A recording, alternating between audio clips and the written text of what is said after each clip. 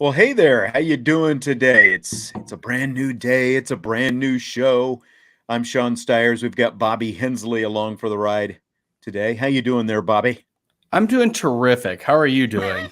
Feels like I haven't seen you in a week. It does, doesn't it? And it actually seems like in some ways it seems like this has been it actually has been a very fast week, but at the same time, like if I compare it to the last week, exactly a week ago at this time, it seems like it's been much longer than that, just with all this Well, stuff going on. And of course, it was our show last week, one week mhm. ago today, that all this craziness broke about USC and UCLA and everything else. So we've been living with it for going on 8 days now, I guess. Well, and that's exactly it. It's like it broke during us. So it's like, okay, what's going on? But now you've had a whole week to digest and think about what's going on. Right. So it's a little bit different now that it's all settled a little bit, as much Yeah. as it can settle, because it's still like it almost leaves you thinking what could happen next. It does leave you thinking what could happen next. We've spent a lot of time talking about what could happen next this week. We're going to spend at least today kind of going down that road as well. There's some interesting news popping up here and there. There's a report that we'll get to in a little bit. I don't know how much actual truth is to it, but before we get on to all that, I'll just give you, my little spiel. Be sure to throw us a like and subscribe on YouTube. If you're watching live right now, it helps us out quite a bit. If you throw us a like, helps boost the channel. Rate, comment wherever you get your podcasts and your listens, and follow us as well. The channel continues to grow, and that is nothing but good for us. So,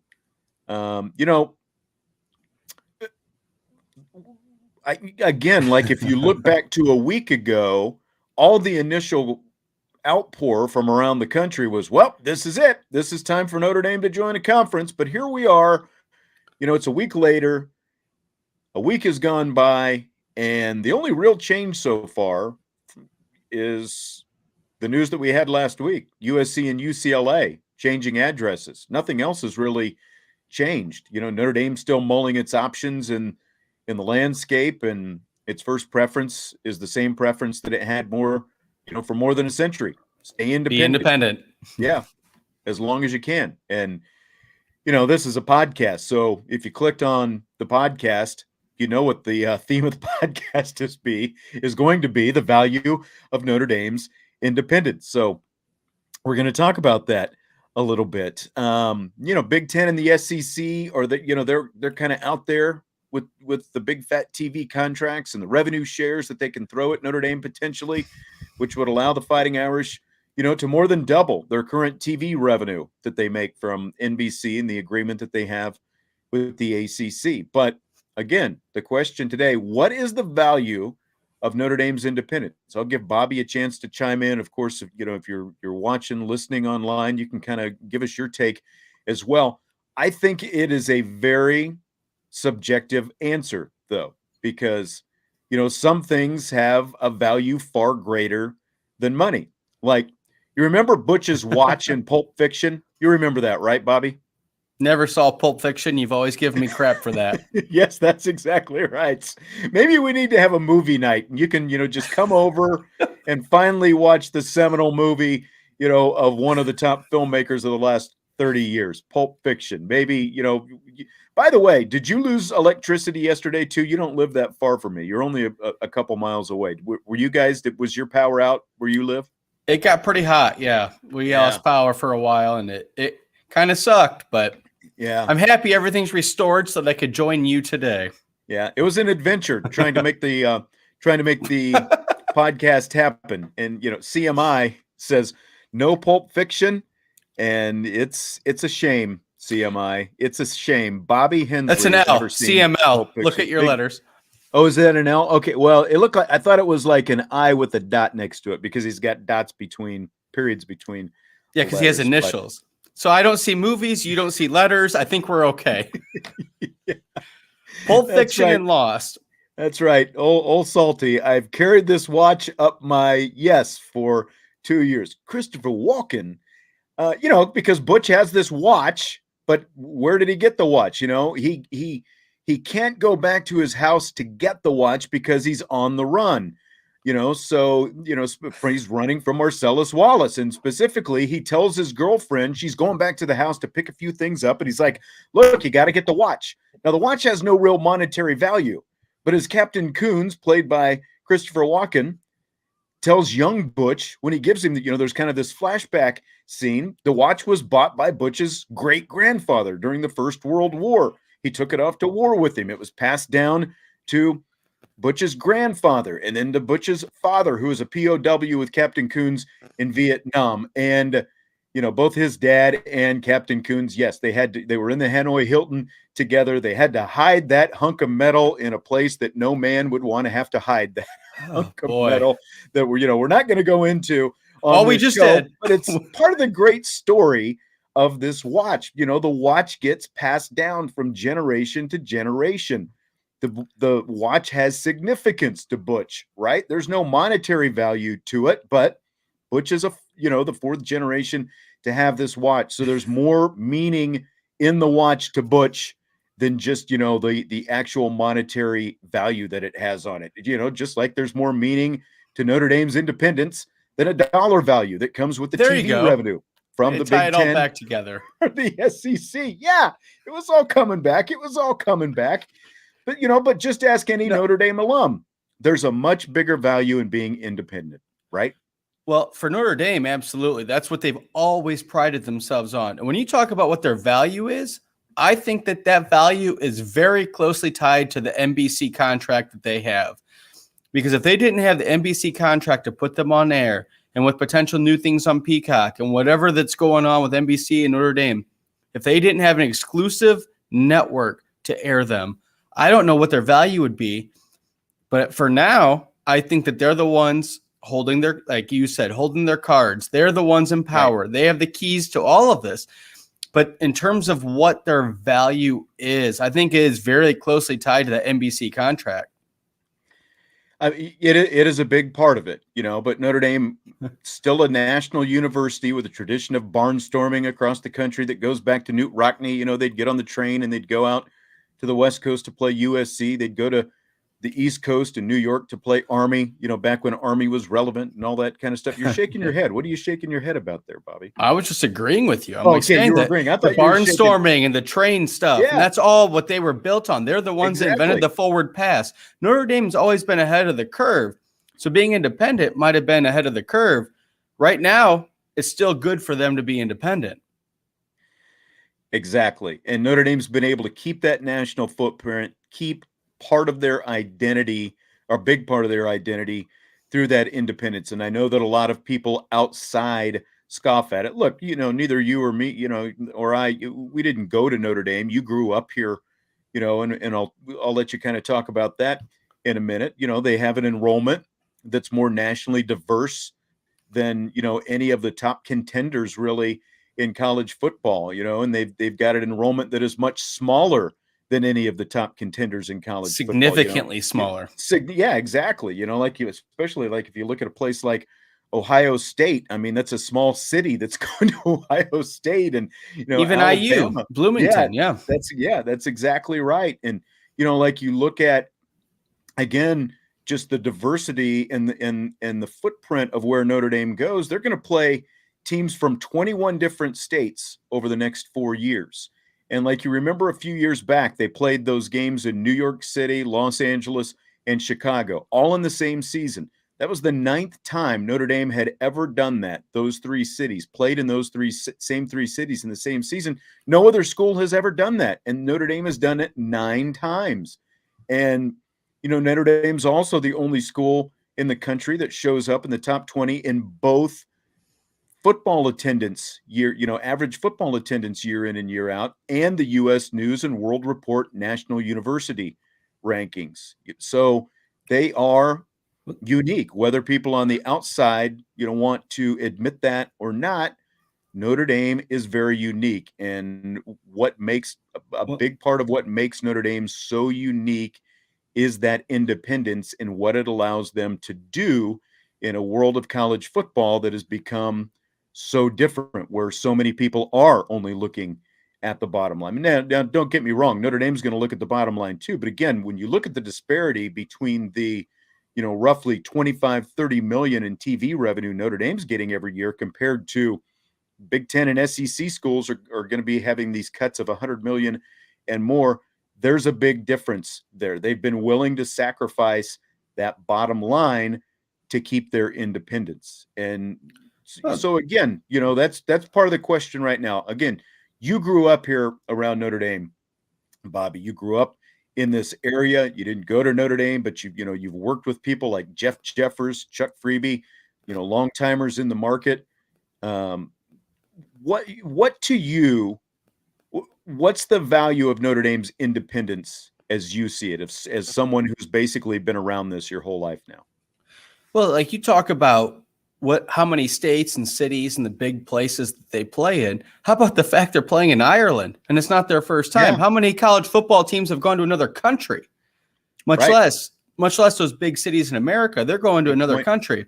And now they have the Irish ties. We need a little bell. We need a little bell for like your good points that you make. You wouldn't ring it very often, would you? But no, so I'm saying like you wouldn't ring it for me either. Never.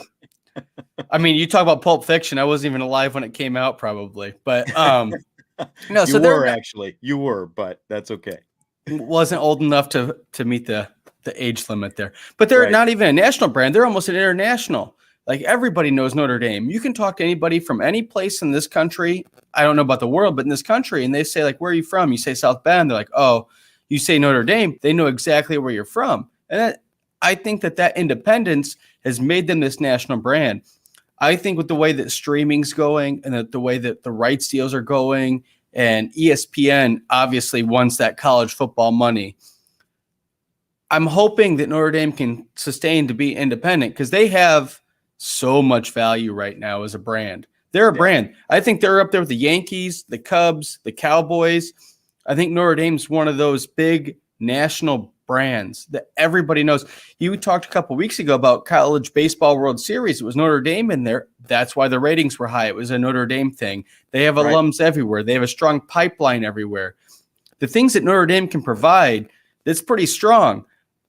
That's why it's like, okay, they're the only program they can sit and wait and see how all these conferences shake out and then decide if they want to join or if it's still good for them and financially sustainable to be financially solvent to be independent. And I think a lot of that, again, goes back to the NBC contract, though, because if they lose NBC or if NBC gets more of college football portfolio, then it might not be as financially solvent for them. Yeah, I mean, we've talked about this a lot this week. For Notre Dame to remain independent, they need a TV contract of their own. Obviously, they have that right now with NBC that lasts for 4 more seasons. Right. They need access to the college football playoff, and they need a place for their Olympic sports. Those are the 3 big things. The TV contract is going to be interesting because, again, Chi-Town or Irish Chi-Town is asking this in the live chat: which is preferred, CBS, Fox, ABC, Turner, NBC streaming? I mean, they've been with NBC for a long time, but CBS is losing the SEC. I believe there is interest from Fox. Fox has a lot of interest in potentially, like they've got their big noon kickoff. Maybe Fox goes from Big Ten and the big noon kickoff at noon, and then Notre Dame is kicking off at 3:30 if they were to, swoop in there and take that TV deal away from NBC. I think, to answer the question that Chi-Town Irish had, which one is best? Money is obviously going to be a part of it, but the other part of that is Notre Dame and NBC. Maybe you're kind of like, well, I'm tired of NBC, and we've talked about the fact that they don't have Notre Dame alums, as analysts in the booth and all those different kind of things, and they've kind of, even though they're carrying the Notre Dame games, they found a way to kind of tick off loyal Notre Dame viewers of the games by not doing more of that. But one thing they have been is a flexible work partner. There's been a good relationship between Notre Dame and NBC over the years in that deal. They work together on things like kickoff times. Now, NBC, I think, wants more primetime games. We've seen more primetime games. Notre Dame resisted that for a long time, but we're seeing a lot more primetime games now. And they don't have to have a noon kickoff. We've never seen that happen. So I think that not only, again, the bottom line and whoever ends up being the TV partner with Notre Dame, whether NBC keeps it or whether it goes to Fox or CBS, I think it's in Notre Dame's best interest that there is some kind of bidding war between these three entities to see, again, both financially and with some other things, what they might be able to get out of this deal. I mean, just think if Fox were to end up taking the contract and everybody gets their wish, maybe the golden boy Brady Quinn, ends up in that booth after all, calling Notre Dame home games. I mean, everyone's been wanting that for a long time, right? So, I mean, my point is, it's not just money, but it's the working relationship and the other, sort of fringe things that come with that contract in terms of who ends up being the best, quote unquote, best TV partner. I think you're absolutely right. And I think that, the people watching us right now, they're intelligent enough to understand that as well. What I think is nice about the NBC deal is that is their only focus. That's their only team. Because they want in on the Big Ten too. So they want to, but I think with Big Ten expanding, I think they're building their own brand, their own portfolio. I think the Big Ten network's going to be not able to be purchased after they add everything they're going to be trying to add. And ESPN is going to jump in on that. Fox. Right now, NBC could build with Notre Dame the next 4 years to make that contract even more valuable. They can do second screen things on their Peacock network. And the only other really brand that has that is CBS with their Paramount Plus app. Right. So I feel like they could devote to Notre Dame and make these other things. And you can have documentaries behind the scenes. You can have exclusive interviews, maybe media day, maybe the interview every Tuesday, stuff like that you could add.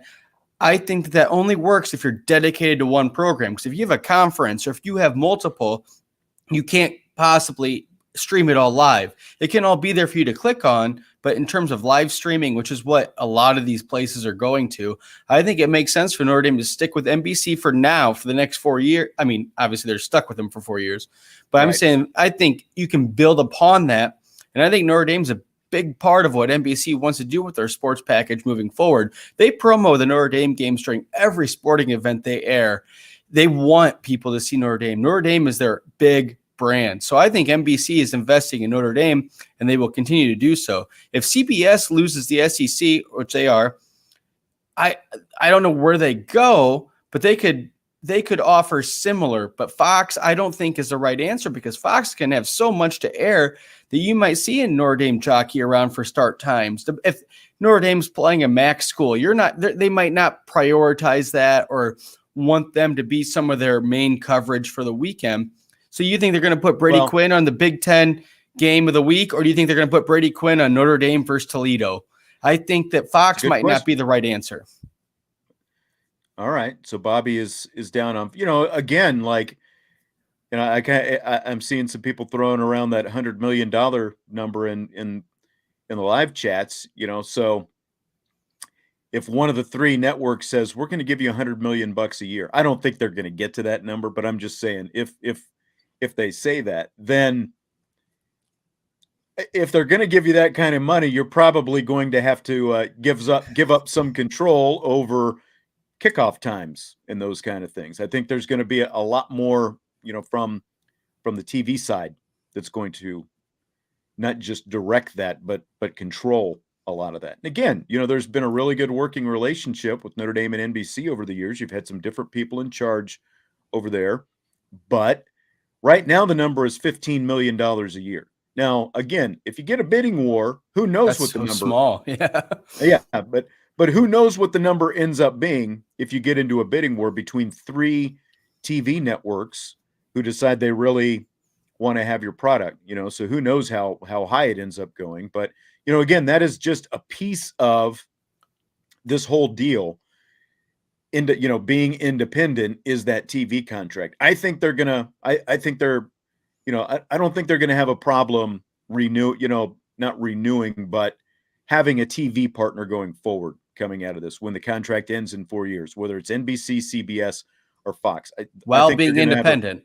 right. Well, again, that's part of how you get a TV contract and how they stay independent is having that, because again, as we've talked about this week, no other school in the country has its own TV contract like this. The conferences have the contract, nobody else. And you can, Bobby, you have a TV background, so maybe you can kind of answer this because we were talking about it earlier this week. The difference between being, having your games on broadcast on network TV versus being on ESPN, the number of households, just the amount of reach that you have, there's a big difference between your games, even on ESPN, which is, the worldwide leader and all that, but between your games being on ESPN and being on a broadcast TV network, there's a big difference there in the amount of homes that you reach, right? Absolutely. Now, I think that number every year is going to shrink a little bit as people start to learn technology and old people are less inclined, but maybe they're passing away. It sounds dark, but I think in the South Bend market, I saw that NBC is 22% over the air, meaning you can just do it with an antenna. Right. That's a huge number compared to a lot of the other markets, but Notre Dame is in South Bend. Mm-hmm. So they're reaching a lot of homes locally, which makes it even more important. Yeah. Right. So that number for them to be over the air on the main network is a huge number because that's not streaming. That's not even on your cable. That's literally your antenna plugged into the back of your television. Right. So that's a pretty high number. So yes, it's still important to be a national brand. I don't know how long you sustain that though, because the trends are smaller and smaller every year. But for right now, again, when you're at Notre Dame and you're going to get in a bidding war, it's obvious that you still have the pull. Plus, I mean, we're just talking about ratings kind of and like what homes can reach what. But obviously that's a big recruiting tool to be like, you're going to be on TV every week nationally on a over the air versus having to stream it or find it on your cable. And that's still important, I think. I completely agree with that. And, again, there's a big difference, because even if a conference like the SEC, for example, has a TV contract with, ESPN. Okay, you get some games on ESPN. Sometimes games are going to be on ABC, but not or every ESPN2, school, obviously. ESPN News. Yeah, but not even the game on ABC that is on broadcast, a broadcast network. That's only like one school per week from your conference, whereas right. Notre Dame has every home game. There's a big difference between the two. Well, that's what I was kind of getting at earlier. Like, I like NASCAR. And during NASCAR races, every commercial break, they have a promo saying in the fall saying, watch us, Notre Dame tackles whatever opponent that week. And it's always Notre Dame. It's the same announcer, it's the same graphics, it's the same feel. Whereas, if you're Ohio State even, they have noon kickoffs on Fox or whatever, playing some scrub matchup. It's not the same. Whereas Notre Dame can promote the brand of Notre Dame. Notre Dame's playing them. Notre Dame will be on this channel at this time playing whoever every Saturday at their home. And that's another thing. It's kind of what you're alluding to, I think, but they can provide the Notre Dame brand and its value. That's what you're getting at. But the value of Notre Dame and saying their name every time and their opponents. And then by the halfway through the season, if they're having a good season, you get more viewers to watch them play and see how the season unfolds. Right. On the Marchand and Oran Sports Media podcast this week, they do a weekly whose stock is up, whose stock is down thing at the start of the show. And John Orand from the Sports Business Journal put Notre Dame athletic director Jack Swarbrick at the top of the whose stock is up list. They led off with Jack Swarbrick. His stock is up because, as he says, Swarbrick and the Irish hold all the keys right now. Here's a quote.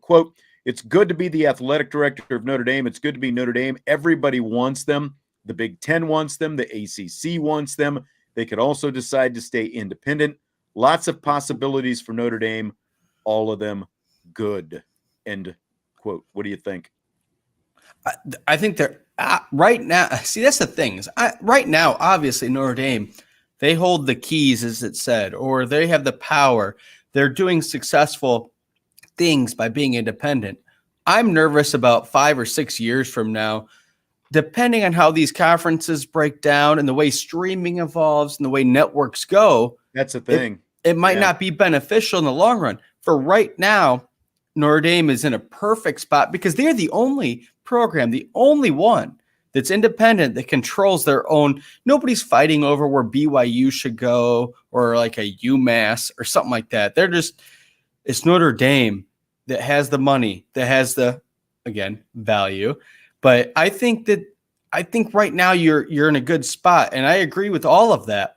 I just wonder what point you have to make a decision to announce we're going to stay independent, or maybe we're looking into a conference to get another bidding war, something like that. I just, for right now, I think they're great, to answer your question, I guess, in a long way. Yeah, I mean, the question is always going to be, how long does that sort of, comfort, stability last? Because, again, it was just a week ago that USC and UCLA made this move. Nobody saw it coming.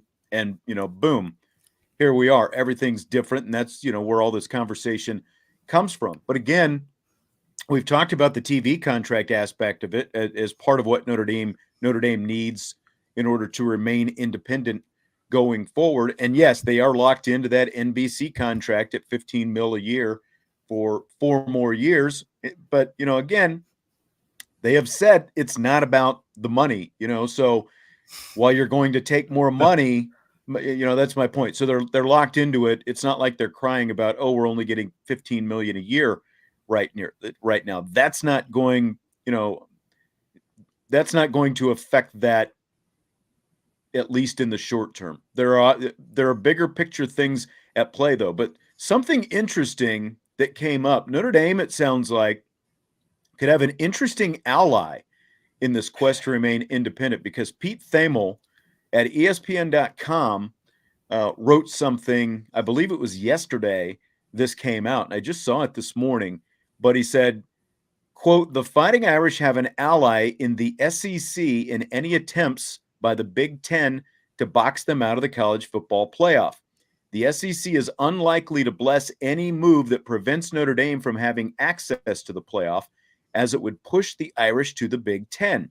The SEC wouldn't want to strengthen its rival league like that," end quote. So again, that's from Pete Thamel. So again, he's basically saying, there's all this talk about Notre Dame and the Big Ten, and we'll talk here in a second about Notre Dame versus the SEC, and why, one, might be a better fit than the other. But what they're basically saying is the SEC is, and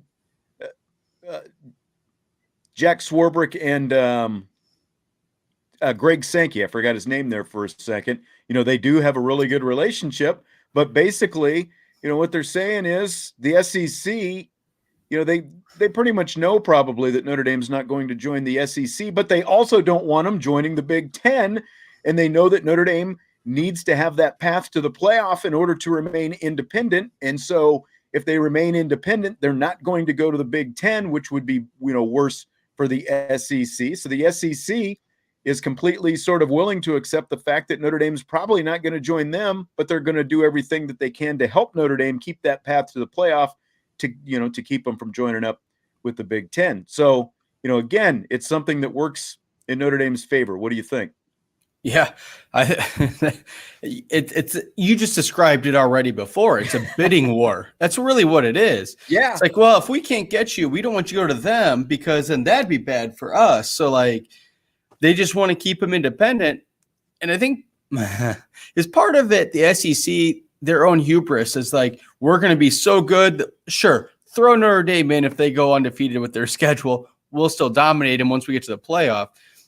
But like the fact that the Big Ten added UCLA and USC, I think has strengthened them so much that you're getting to that the 2 conferences versus everyone else. And Notre Dame is the tweener. They're not a conference. Notre Dame's a program. Right. Notre Dame is the only tweener between the big 2 up there and the other conferences way down there. And that's what you call a bidding war. They're being pulled from side to side on the top part. And from the bottom, I'm sure like the other conference would love to add them, but they know Notre Dame's above them. So it's just really unique. And I think what all of this is showing for a Notre Dame perspective is again, how powerful they are and what they mean to college football. ESPN did a series of shows called the College Football 150, the 150th year of college football. A lot of them are great. They had a specific episode just about Notre Dame football. And besides that, I think in every other episode that Notre Dame was always mentioned. And they're the only program that had their own episode. They're the one that was mentioned every single time. It just, they're so college football kind of moves around Notre Dame. They're almost the gravity pull. Interesting. I don't think I ever saw that for some reason. I kind of remember it coming out. Was it streaming? Was it on like the streaming service or something? Where was that? Or was it actually on ESPN? They aired on ESPN, and they did a really good deep dive with some like personalities and stuff. And it was pretty entertaining. But Notre Dame had, like I said, they had their own specific episode about how they've evolved as a program and their start, and then what they mean to college football. And the fact that ESPN dedicated that much time to them when they're not even on their network, I think says a lot. Yep. Here's a tweet I saw yesterday. Again, kind of talking about Big Ten versus SEC. Why does everyone assume Notre Dame will join the Big Ten if they join a conference? Why wouldn't they join the SEC? Football is dictating everything right now, and being in the SEC puts Notre Dame right in the spot of the best high school talent in the country. So, Bobby, which to you makes the most sense for Notre Dame if it comes to that? Big Ten, SEC. I think that's a really tough question because there's a lot of layers to peel. If you want to have the confidence to say that you're going to be one of the best programs, I think the SEC is the name brand. I think that's the direction all this has gone the last 10 years. How many champions have been of the SEC? How many playoff teams? How many championship games have had SEC teams? I think that's where you want to go if you think you can compete. If you want to be really good, but maybe have a couple layups, I think that's the Big Ten. So I think if you're Notre Dame, you have the identity that, hey, we can go to the SEC and compete. And once you put us in the conference, then we can start playing them every week, and then we can be better. But again, a decision like this is going to come down to more than just what happens on the football field. Like the Big Ten and their universities have different academic standards than the SEC has, like Ole Miss, Mississippi State, Arkansas, the academic low dwellers, no offense to any of them, it's still a degree and all that, but the academic standards are different. They're more compatible with Notre Dame in the Big Ten, than they are in the SEC. And the other thing is the geographic footprint. Again, especially now this new Big Ten with USC and UCLA that also includes Rutgers and Maryland on the East Coast, because of the two, if Notre Dame still wants to at least have a national reach, but also still be in a conference, then they can obviously get out to California basically every year, assuming that USC and UCLA would both be on the schedule. They can get out to the East Coast with Rutgers and Maryland, and also obviously the middle part of the country. So I think between the academic standards and just the footprint of the conference as they stand right now, because the SEC is still predominantly in that southeastern footprint. Right. I think it's all pretty much in that southeastern footprint, right? I mean, Texas A&M and soon to be Texas and Oklahoma, are the farthest to the west, but that's still barely, pretty much you still kind of consider that southeastern anyway. But again, the Big Ten now has true national reach, so at least you have that. So I think that that's why the Big Ten seems like the more logical place for Notre Dame to be if it comes to it.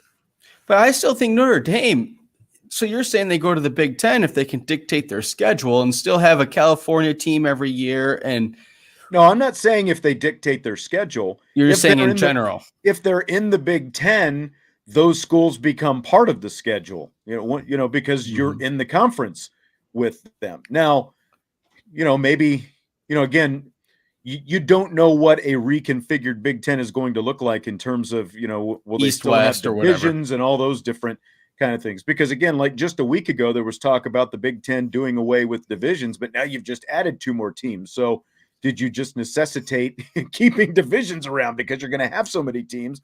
And then if you add Notre Dame and maybe Stanford in there, that's been talked about. Yeah, so I'm not saying that they dictate their schedule, even though they obviously would want to keep USC on the Sure. schedule every year if they can.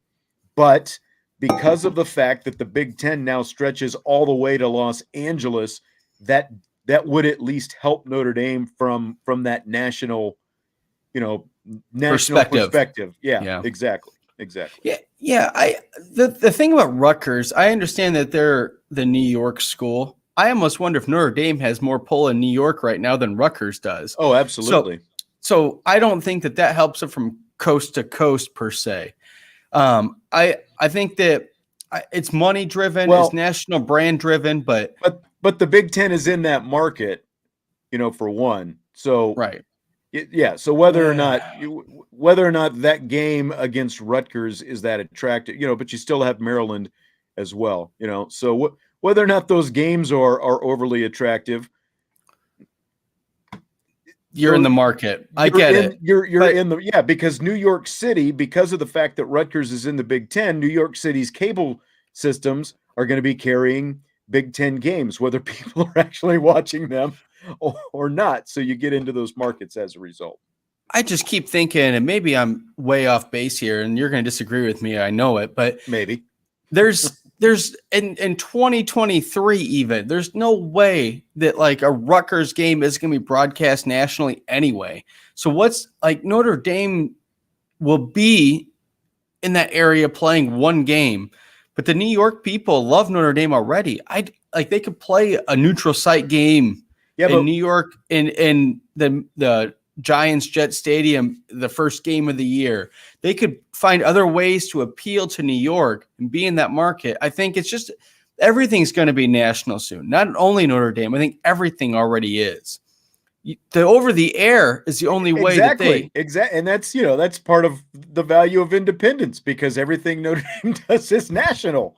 It goes right back to that. It's not just bottom line dollars and cents. It's the fact, again, going back to having your own TV contract and the fact that you are on a broadcast TV network for all of your home games, you automatically, like you're in New York, you're in Los Angeles, you're in every market in the country, because of the fact that you're on NBC and there's nothing, they don't have to worry about regional schedules and all that kind of stuff, that's again, that's one of the benefits of having that contract with NBC, kind of going back to what you were saying, like if you get in with Fox and Fox also has the Big Ten, then, you might get into a situation where, well, okay, these markets are going to have the Notre Dame game, but these markets are going to have, like Ohio State versus Northwestern or whatever. And you'd be on Fox Sports 1 some of the time or whatever. Yeah.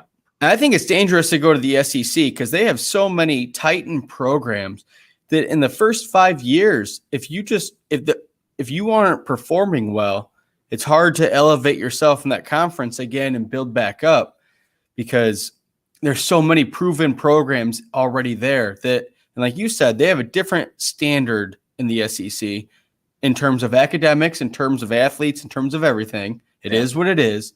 But if you go to the SEC and you go 500 3 of your first 3 years in it, you're already sunk. You've already devalued yourself versus being independent or going to the Big Ten. And the Big Ten, like you said, is a national brand. So, because you're going coast to coast. So I guess that's still lucrative to Notre Dame. But I think overall for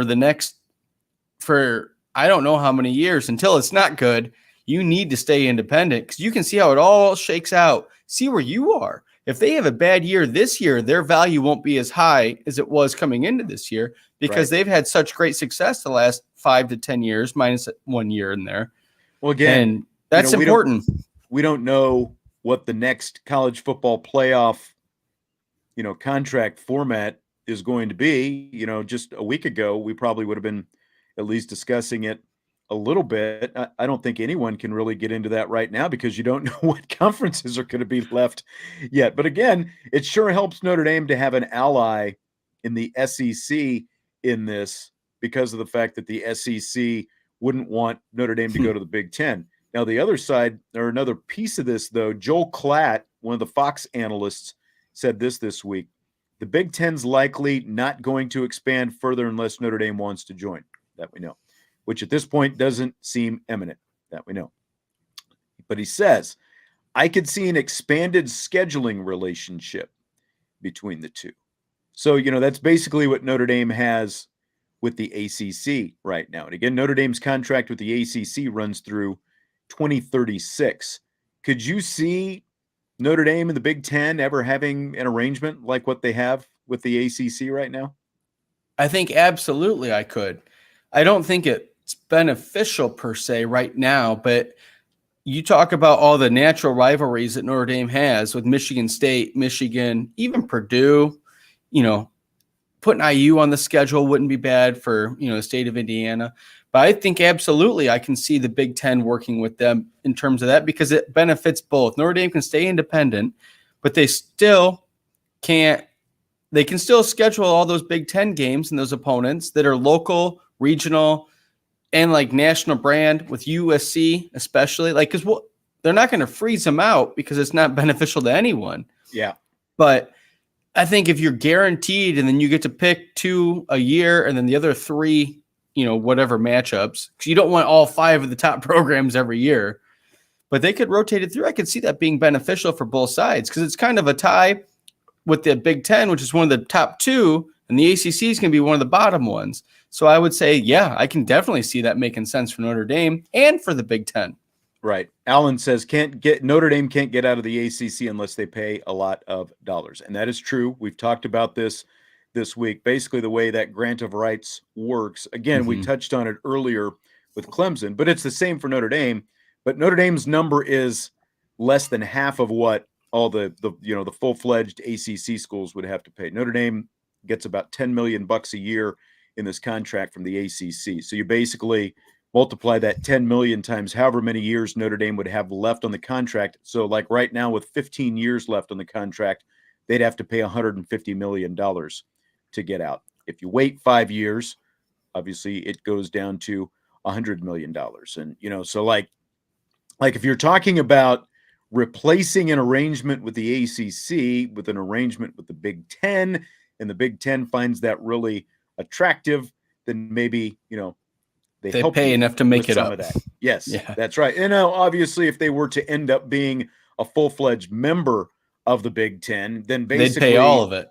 Well, I was going to say, like they might not pay all of it, but a year and a half of the TV revenue share that Notre Dame would be making from the Big Ten would cover that exit fee, and then in a year and a half you're free of that, and you're back on top making money. But again, I don't think a whole lot of people hope it would come to that, but I think that there would be some benefit in some kind of, partnership with the Big Ten, because one, Notre Dame hockey is already in the Big Ten. Who would have ever thought that would happen, before that happened? But, so you've already got a relationship there. And if it came to the point where even if it was at the end of the ACC contract in 2036, who's to say that, if things are, going in a certain direction, maybe Notre Dame says, well, we still don't want to be a full-fledged member of the Big Ten, but we would sign up, for something like what we're doing right now with the ACC. Then the question would be, does the Big Ten find that attractive enough? And again, there's obviously been some acrimony over the years between the two, trying to work some things out like that. Sure, but I think I think what right now Notre Dame's looking at with their partnership with the ACC is dwindling, because Notre Dame's the brand, Notre Dame's the program of even those 5 games for the ACC. Mm-hmm. The way Clemson went down last year, there's no guarantee they're going to stay up where they were. They had quarterbacks like Deshaun Watson and Trevor Lawrence and so much talent. Are they going to be able to sustain that success? Because they were good for 5-6 years there. But now that last year they were not good, and Florida State has come so far down. In the ACC, who is the marquee program? What makes them attractive to Notre Dame at this point? I was just looking at one of the comments here, and Charlie Weiss's last belt loop says, we go 12-0 and then get blown out in the first game of the playoff when the opponent has a pulse. Yeah, that was the Brian Kelly, era. You may have noticed that they have the number one ranked recruiting class in the country right now for 2023 as well as 2024. And but I think it was last week we were talking about this, because we led off the show talking about all these successes that Marcus Freeman is having in recruiting. That's how you get over the hump. That's how you go to the next level. Is you don't just coach better on the field. You recruit better. You start off with better talent. You get a different margin of error once you get on the field, and that's how the program takes the next step, to not just get into those playoff games, but win them by doing the kind of recruiting that Marcus Freeman's doing right now. So that's the next step for this program, obviously. That's kind of what I'm getting at, though, is the next step is competing on a higher level than what they're doing right now. And the ACC isn't going to provide that, because I think Clemson's down. I don't think they're going to be as competitive as they were 3 or 4 years ago. Florida State, I don't know how long it's going to take them to rebuild and if they'll ever be what they were. Besides those two marquee programs, who in the ACC is a marquee that's a tough, that you want to schedule to see where you stack up? Because right now in the ACC, you're playing a bunch of programs that aren't that great, and they're not even on the preface of a playoff. They're just going through and hoping to make bowl games, and that's not helping Notre Dame's schedule. That's not helping Notre Dame get beat up or tough games. That's not helping them. Whereas if they join the Big Ten now, the Big Ten is going to be building itself up. The SEC will be building itself up. I think that's what they need to do to propel them to a better spot. And recruiting matters as well, but you got to play tough games. Yeah. Salty Virginia Peanuts says, is it possible for Notre Dame and other schools to form an affiliation by which they play one another regularly and can get a TV contract, but are not formally a conference? I don't think so. Is it? Well, it's a good idea.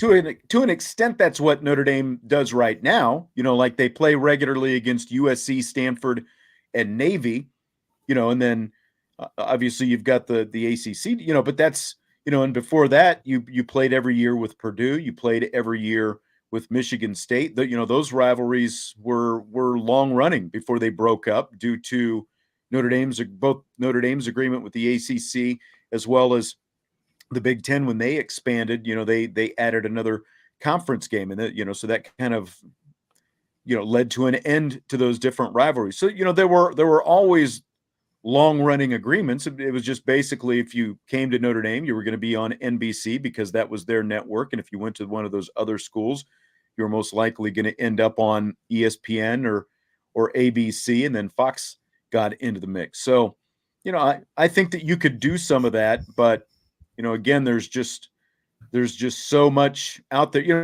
and that kind of leads us to this other thing, according to, I want to mention real quick, because I think it was CML mentioned this as well. There is a report out today that Florida State, North Carolina, Clemson, and Virginia are in talks to get out of their grant of rights contract with the ACC to move to the SEC, and that ESPN is trying to help facilitate that.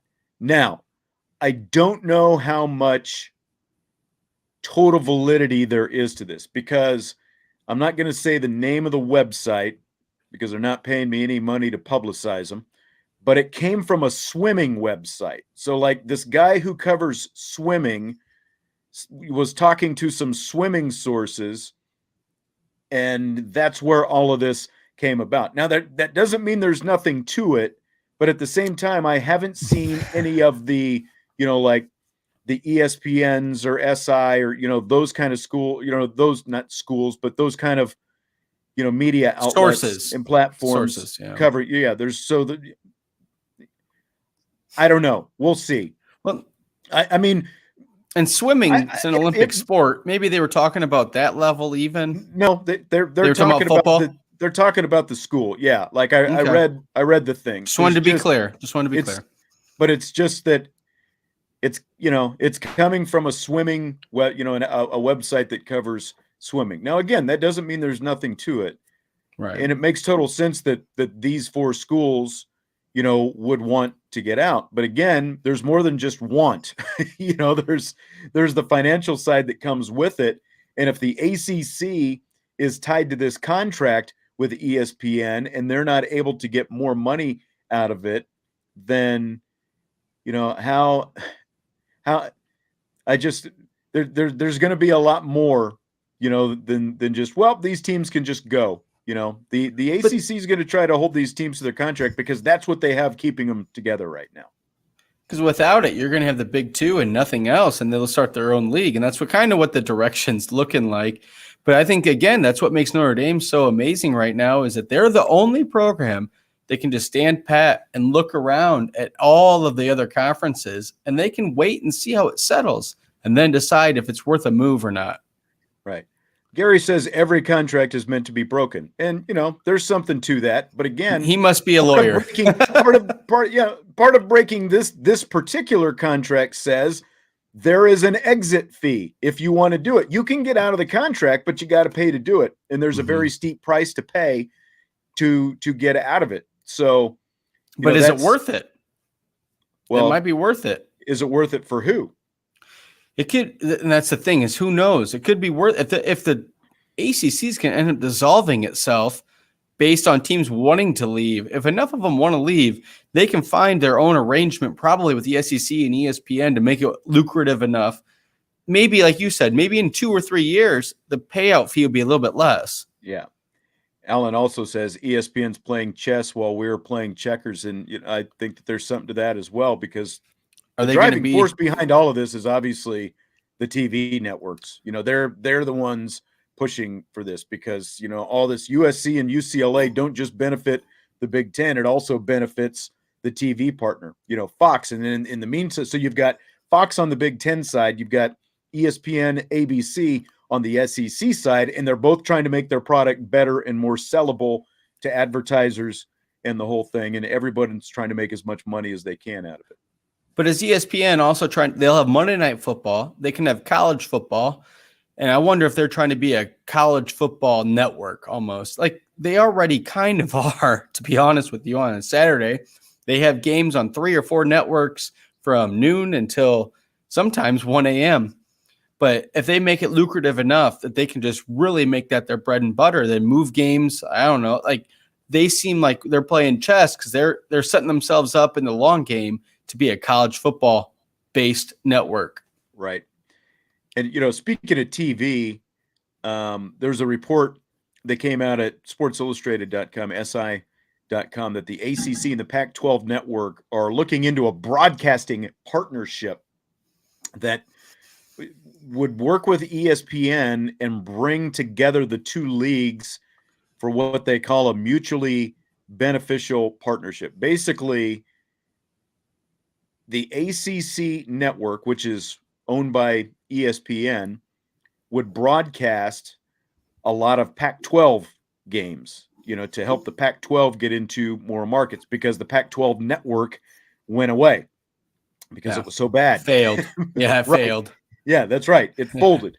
So basically the ACC network would offer up its network. Maybe they rename it something beyond the ACC network, but they would start carrying Pac-12 games, and maybe you get some ACC Pac-12 games and all that kind of stuff. But basically, again, we've talked about how bad the ACC's TV contract is in terms of payout compared to the other conferences.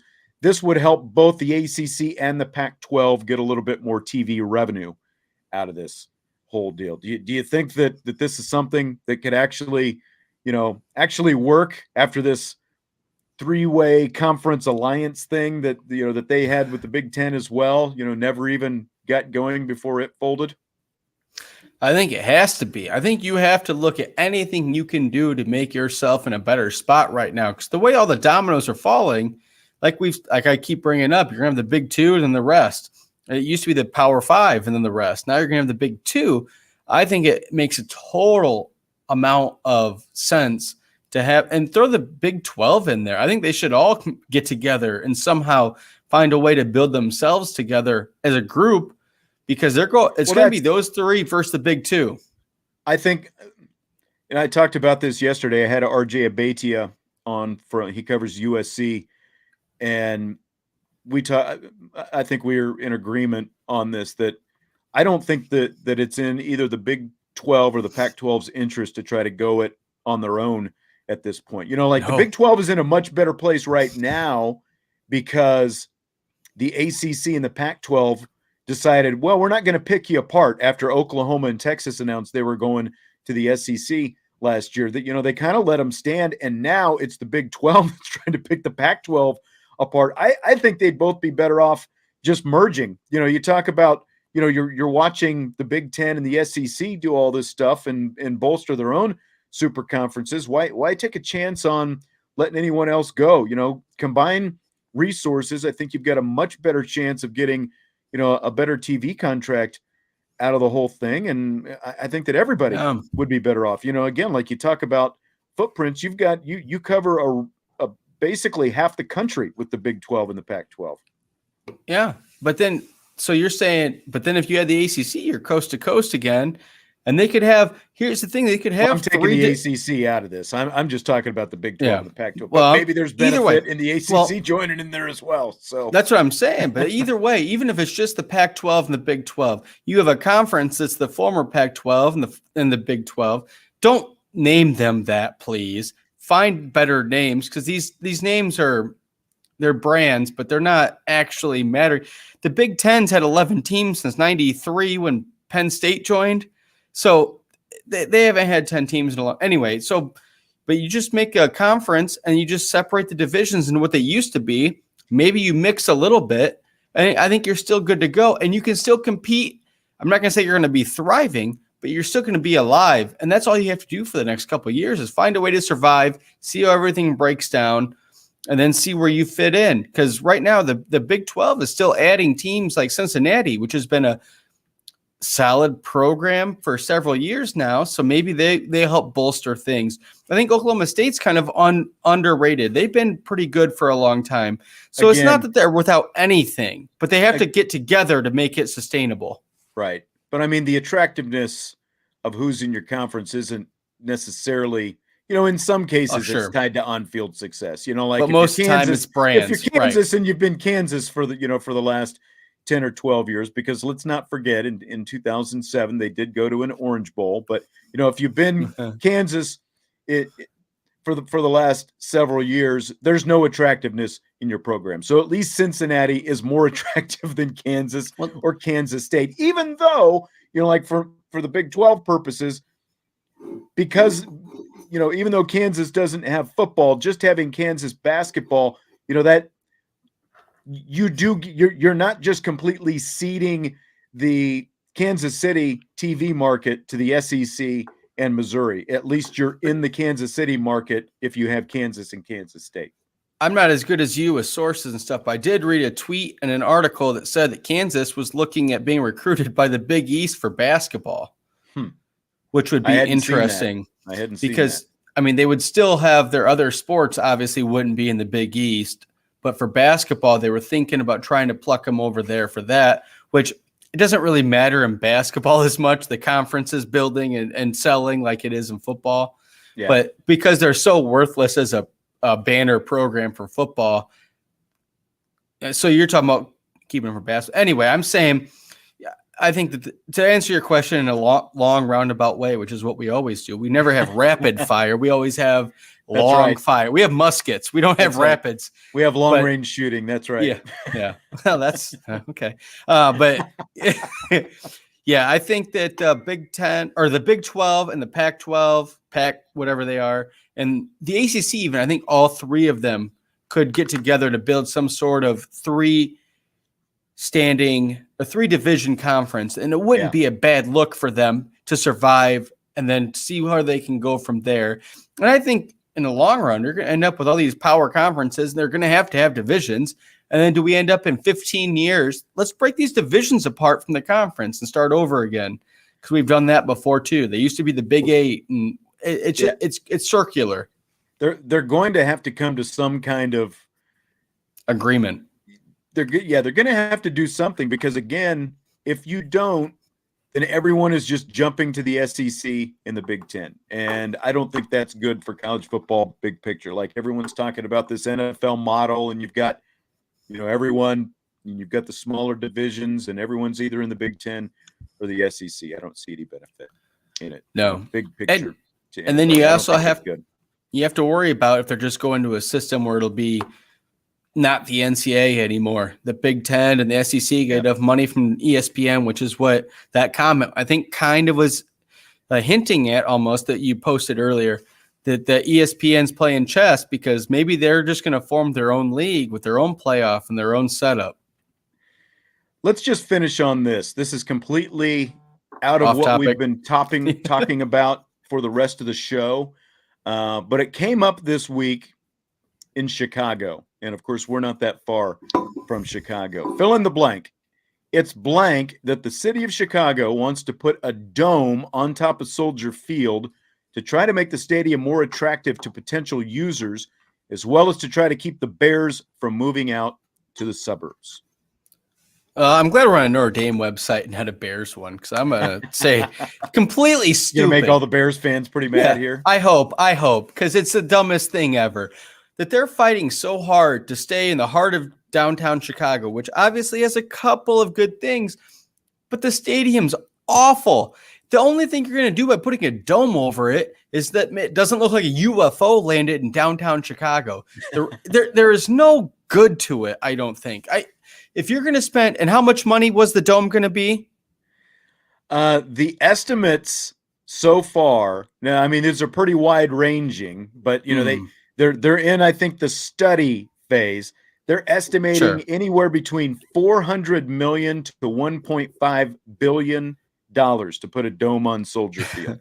If you give me $1.5 billion and I own the Bears, I'm moving out to Arlington Heights, where that money will go further anyway, and I can start from scratch, and I can build a beautiful monstrosity. They can host the NCAA Final Four. They can host concerts. They can do a whole lot more than what Soldier Field can do just because you put a top on it.